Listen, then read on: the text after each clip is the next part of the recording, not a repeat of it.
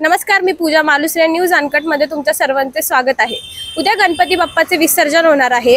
तर तत्पूर्वी राष्ट्रवादी काँग्रेसचे नेते अंकुश काकडे यांनी एक वादग्रस्त वक्तव्य केले आहे. पुण्यात बाहेरच्या महाराष्ट्रातील वेगवेगळ्या शहरांमधून गावांमधून जे विद्यार्थी शिक्षणासाठी येतात त्यांच्यामुळे पुण्यातील गणपती विसर्जन मिरवणूक आहे जी बदनाम होत आहे, असे वादग्रस्त वक्तव्य त्यांच्याकडनं करण्यात आलं आहे. ते संदर्भात बोलण्यासाठी माझ्यासोबत MPSC UPSCचे काही विद्यार्थी आहेत. सर, हे त्यांनी वादग्रस्त वक्तव्य केलं आहे, यावर तुमचं काय आहे बोलणं आहे?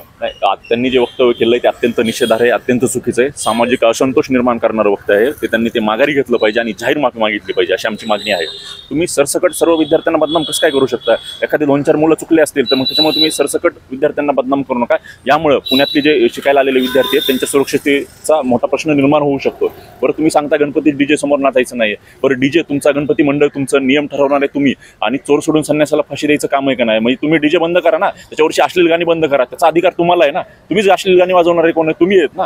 तुम्ही आमच्याकडे ज्यावेळेस एक बोट दाखवता त्यावेळेस 4 बोट तुमच्याकडे आहेत, आणि पुण्याचा 7-12 काय तुमच्या नावावर आहे का? तुम्ही कोण आम्हाला सर्टिफिकेट वाटणार आहे?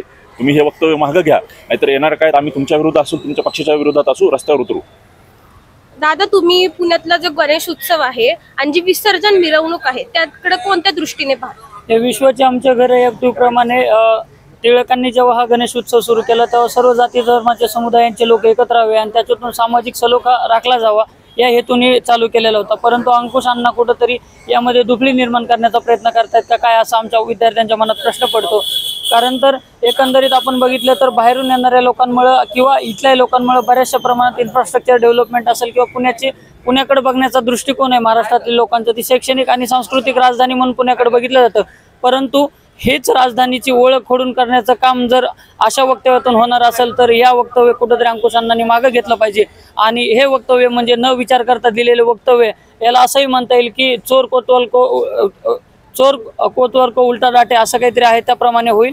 गावासोबत सरसकट तुम्ही किडे रगडू शकत नाहीत. त्यामुळे 4 लोकांच्या जर चुकीच्या वागणुकीमुळे तुम्ही सरसकट विद्यार्थ्यांवर जर बोट दाखवत असाल तर 4 बोट आपल्याकडे पण आहेत, याची आपण नोंद घ्यावी आणि विद्यार्थ्यांची जाहीर माफी मागावी, असे आमचं मत आहे. दादा, तुम्ही कसं पाहता या वक्तव्याकडे? खरं म्हणजे पहिल्यांदा आम्ही सर्व विद्यार्थ्यांच्या वतीने या वक्तव्याचा निषेध करतोय. अनेक ग्रामीण भागातील विद्यार्थी महाराष्ट्रातल्या वेगवेगळ्या जिल्ह्यातील, परराज्यातील तसंच परदेशी विद्यार्थी सुद्धा या पुण्याच्या राजधानीमध्ये शिक्षणासाठी येत असतात. अशा वेळेस दादांचं हे वक्तव्य खरं म्हणजे निराशाजनक आहे आणि बौद्धिक दिवाळखोरीचं आहे. एकीकडे विद्यार्थी हा आपल्या संस्कृतीचा एक आपल्या वारसा जपणारा आणि आपल्या भारतीय संस्कृतीचा एक खांदा समर्थक किंवा नेणारा असतो, वाहक असतो. तुम्ही अशा पद्धतीने त्यांच्या मनात द्वेषाची बीजे पेरून स्थानिक वर्सेस बाहेरचे विद्यार्थी, तर हा न करता सलोख्याचा देश, सलोख्याचा संस्कृती ही आपण जपली पाहिजे. तरुणांनी या संस्कृतीतून सगळ्यांना सामावून घेण्याची एक शक्ती असते आणि ते एक मोठे वाहक असतात. दादांनी अशा पद्धतीने त्यांना आरोपाच्या पिंजऱ्यात ठेवणं, 1-2 विद्यार्थ्यांचा अनुभव घेऊन लाखो विद्यार्थ्यांना त्याच्यामध्ये इन्व्हॉल्व करणं हे चुकीचं आहे. पुणे शहरामध्ये अनेक प्रश्न पडलेले आहेत. ड्रग्सचे प्रश्न आहेत, पब संस्कृतीचे प्रश्न आहेत, रस्त्यांच्या कोंडीचे प्रश्न आहेत. त्याच्यावरती दादांनी लक्ष द्यावं. या तरुणांना, हे स्पर्धा परीक्षा करणारे तरुण असतात, त्यांना कायद्याची ओळख खूप चांगली असते. हे उद्या येऊन समाजाचं एक वेगळं नेतृत्व उभं करणारे असतात. ह्यांच्याशी तुम्ही सलोख्याचा, समन्वयाचा संबंध ठेवता आले पाहिजेत, ना की त्यांना दोषी आणि आरोपीच्या पिंजऱ्यात उभे केले पाहिजेत. दुसरी एक गोष्ट जर सांगायची म्हणली तर इथलं अर्थकारण, पुण्याचं अर्थकारण ह्या विद्यार्थ्यांच्या जीवावरती चालतं. इथले मेस, इथले हॉस्टेल्स, त्याचबरोबर इथल्या महाविद्यालय, इथलं जे काय अर्थकारण आहे ह्या विद्यार्थ्यांवरती उभं राहिलेलं आहे. तर पुण्याची संस्कृती हे जगभर नेत असतात, राज्यांपर्यंत, जिल्ह्यापर्यंत, गावापर्यंत ते इथल्या संस्कृती नेत असतात. ही संस्कृती टिकवण्याचं काम ह्या विद्यार्थ्यांच्या खांद्यावरती असतं. तुम्ही त्यांना सामावून घ्या, आपलं करा, तर हे विद्यार्थी तुमचे पुढे काम करतील. विद्यार्थ्यांच्या अनेक प्रश्नांमध्ये आपल्या पक्षश्रेष्ठींनी विद्यार्थ्यांची बाजू घेतलेली आहे, हे आपण विसरू नये. त्याचबरोबर मला असं सांगायचं आहे की विद्यार्थ्यांच्या एकंदरीत ज्या मनातल्या भावना असतात की बाबा सण सूद आलं की आपण घरी असलं पाहिजे, तर हे त्यांचं घर आहे. हे फक्त शिक्षण नाही, तर हे घर आहे आणि घरामध्ये एकमेकांना सामावून घेण्याची भूमिका असते, ना की तोडण्याची आणि द्वेष पेरण्याची. अण्णा, तुमच्या ह्या विषयाचं किंवा तुम्ही जे वक्तव्य केले त्याचा आम्ही प्रचंड तीव्र नाराजी व्यक्त करतोय, त्याचबरोबर तुमचा निषेधही व्यक्त करतोय. सर, पण पाहिलं आपण की हुल्लडबाजी करणारे असे विद्यार्थी पण आहेत, त्यांना तुम्ही काय सांगता? नक्कीच विद्यार्थी जे विद्यार्थी हुल्लडबाजी करतात त्यांच्यावरती कायदेशीर कारवाई करावी, त्यांना समज द्यावं. त्याचबरोबर ज्या ज्या अभ्यासिकांमध्ये, शिक्षण संस्थांमध्ये असं वाटते त्या दिवशी गाईडलाईन तयार करा, विद्यार्थ्यांचं समुपदेशन करा. वेगवेगळ्या NSS सारख्या संघटना आहेत म्हणजे आपल्या महाविद्यालयांमध्ये, त्या विद्यार्थ्यांच्या माध्यमातून ह्या विद्यार्थ्यांपर्यंत पोहोचण्याचं काम करा. आपल्याकडे माध्यमं आहेत ना वेगळी, तुम्ही डायरेक्ट त्यांना दोषीच्या पिंजऱ्यामध्ये ठेवताय आणि त्यांना आपलं करत नाही, म्हणजे इथे कुठेतरी द्वेषाचं रूपण करताय. तुम्ही समन्वयाचं करा, सलोख्याचं करा, होऊन जाईल काम.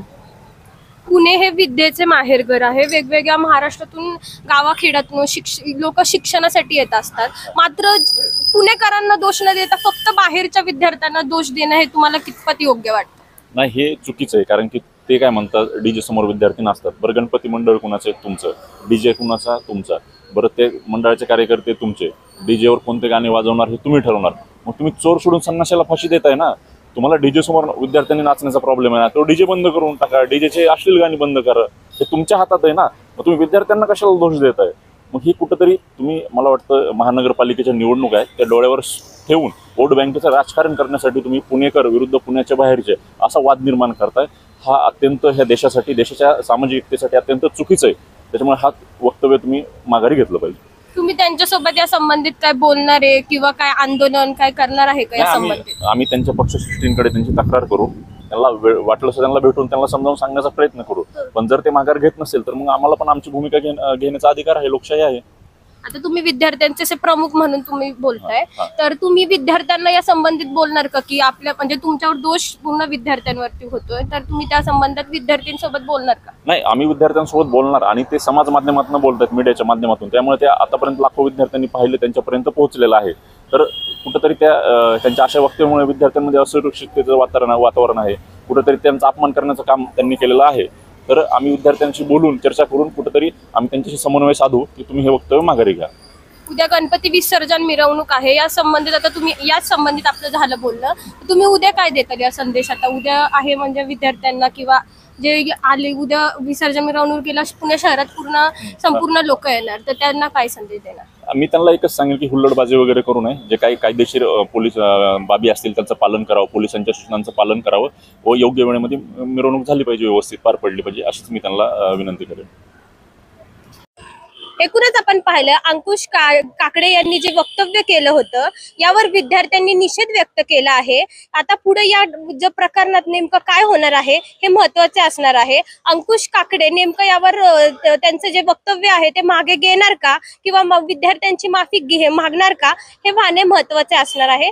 पूजा मालुसरे, न्यूज अनकट.